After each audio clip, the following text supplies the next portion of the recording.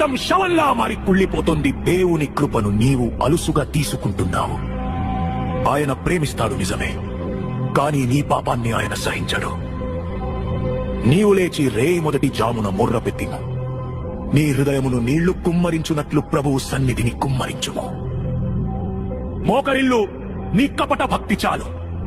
నీ పాపం వల్ల నీ ఆత్మీయ బిడ్డలు మూర్జిల్లుతున్నారు. నీ చేతులను ఆకాశం వైపు ఎత్తి క్షమాపణ అడుగు. ఇది నీ ఆత్మను బ్రతికించుకోవడానికి దేవుడు ఇస్తున్న ఆఖరి అవకాశం.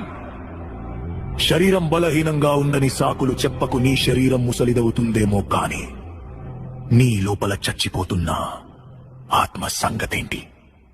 మా బాహ్య మనుష్యుడు నశించుచున్నా, మా అంతరంగ మనుష్యుడు దినదినము నూతన పరచబడుచున్నాడు.